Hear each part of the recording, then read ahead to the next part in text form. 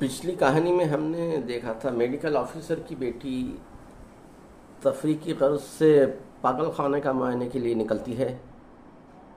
एक एक का मुर्मुर पागल उसके ख्यालों में गुम हो जाता है। उसे उस सुर्ख जोड़े में नजर आती है।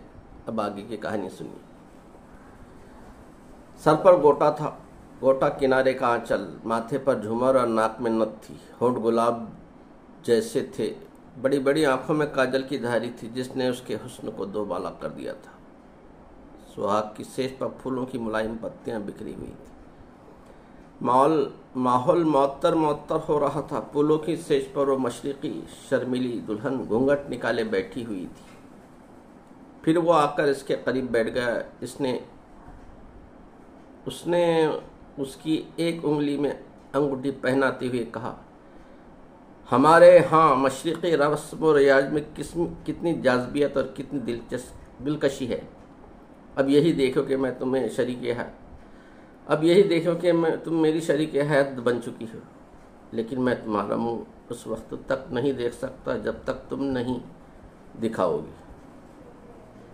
इसके लिए बड़ी खूबसूरती से रिश्वत पेश करनी पड़ती है। मैं ये अंगूठी की रिश्वत पेश कर रहा हूँ। वो हया से सिमटने लगी। उसने घूंघट को दोनों हाथों से थाम कर बड़ी मोहब्बत से इल्तिजा की, साहिरा मुझसे न शर्माओ। दूसरे ही लम्हे ख्वाब का तिलस्म टूट गया। सलाखों के बाहर खड़ी हुई लड़की जरा सख्त लहजे में पूछ रही थी, ऐ तुम मेरी सूरत क्या देख रहे हो? मैंने तुमसे कुछ पूछा था। क्या पूछा था? पागल नौजवान ने कहा। तुम्हारा नाम क्या है? लड़की ने सवाल दोहराया। अपना नाम तो कोई भी शख्स बता सकता है। मैं तुम्हारा नाम बता सकता हूँ। तुम साहिरा हो ना? लड़की एकदम चौंक कर एक कदम पीछे हट गई। फिर हैरानी से बोली, तुम्हें मेरा नाम किसने बताया? किसी ने नहीं, मैं तुम्हें जानता हूँ, नौजवान पागल ने कहा। झूठ बोलते हो। तुम मुझे कैसे जानते हो? मैं आज ही यहाँ आई हूँ।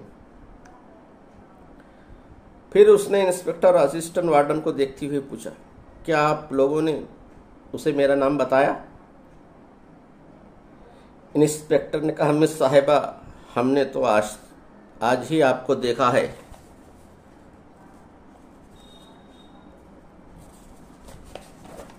असिस्टेंट वार्डन ने कहा, हमने आज से पहले आपका जिक्र भी नहीं सुना था। आपके पापा एक हफ्ते पहले इस शहर में ट्रांसफ़र होकर आए हैं। हम उनके मुतालिक भी ज़्यादा नहीं जानते। फिर आपका नाम कैसे जान सकते हैं? फिर इस पागल को मेरा नाम कैसे मालूम हुआ? लड़की ने पूछा। उसने सलाखों के पीछे से कहा, क्या तुम मेरी दरख्वास्त कबूल करोगी?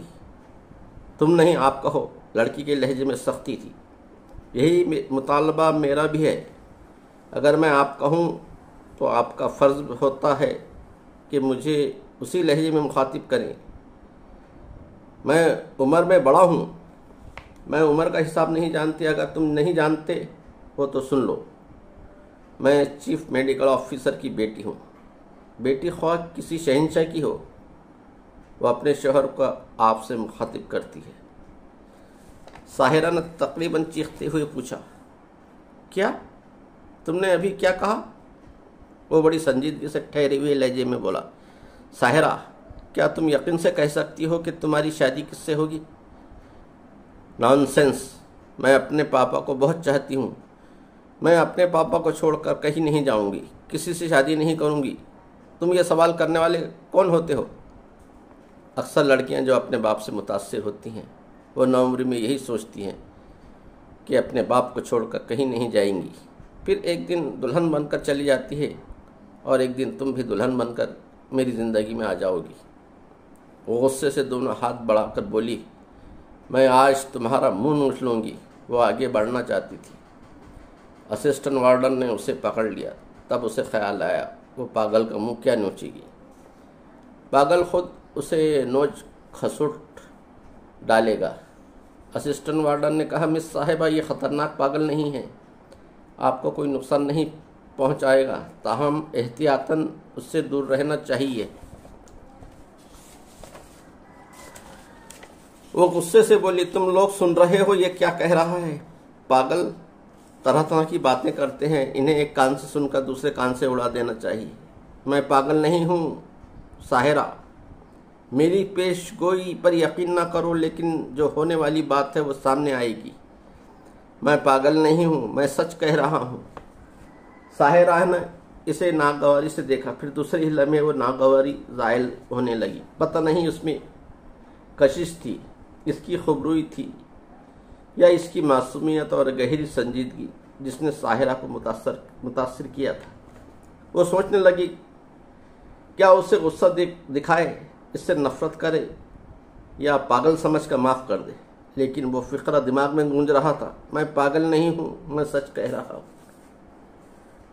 वो वहाँ से पलट कर जाने लगी। जाते जाते फिर उसने रुककर उसे देखा तो उसे अपनी तरफ देखते हुए पाया। उसने फिर सलाखों के पीछे से इल्तिजा की, मैं इस खुश नसीब लम्हे की कसम खाकर कहता हूँ, जब तुम मेरे नाम से और मेरी ज़ात से मुझे कबूल करोगी, मैं पागल नहीं हूँ। जिंदगी में पहली बार साहिरा को यूँ लगा जैसे इसके कानों में कोई शहद फूंक रहा हो, वो अजीब सी बात कह रहा हो, ऐसी बात जो काबिल कबूल नहीं। ताहम इस बात में सुर है, संगीत है और एक लंबी कहानी, एक लंबी और एक ऐसी दिलचस्पी है जो किसी पुरअसरार कहानी की इब्तिदा में होती है। वो कदरे पुरअसरार था। अब साहिरा इसके मुतालिक दानिस्ता सोचे या ना सोचे, लेकिन नादानिस्तगी में इंसानी फितरत के ऐन मुताबिक इस पुरअसरार कहानी के अंजाम तक पहुंचने के लिए मुस्तरिब रहेगी। वो इस दफ्तर में आई जहां पापा से मिलने की तवक्को थी। मालूम हुआ कि उसके पापा पागल खाने के उस हिस्से का मुआयना करने गए हैं जहां खतरनाक किस्म के पागलों को रखा जाता है। वो इसी दफ्तर में बैठ गई, हालांकि पागलों को देखने के शौक में आई थी। उसने आसपास खड़े हुए लोगों को देखा, फिर बेजारी से कहा, मैं तन्हाई चाहती हूँ, प्लीज आप लोग कमरे में चले जाएं। प्लीज आप लोग कमरे में चले जाएं। वो सब चले गए। उनके जाने के बाद वो सुकून से बैठ न सकी। इधर उठकर इधर से उधर टहलने लगी। उस पागल नौजवान की आवाज में जाने क्या धमक थी कि अब तक इसके कान बज रहे थे। हर लड़की की जिंदगी में ऐसा वक्त आता है जब किसी की आवाज कानों में घुसकर गूंजते रहने के लिए ठहर जाती है। वो ये तस्लीम करने के लिए तैयार नहीं थी कि वो एक पागल से मुतासिर हो गई है। भला इतने बड़े मेडिकल ऑफिसर की बेटी एक पागल से कैसे मुतासिर हो सकती? अगर उसका दिमाग मुतासिर हो भी रहा तो इसका इजहार किया नहीं जा सकता था, क्योंकि ये सरासर इसकी अना को ठेस पहुंचने वाली बात थी। थोड़ी देर के बाद उसके पापा आ गए। उन्होंने आते ही पूछा, हाँ बेटे बताओ क्या देखा?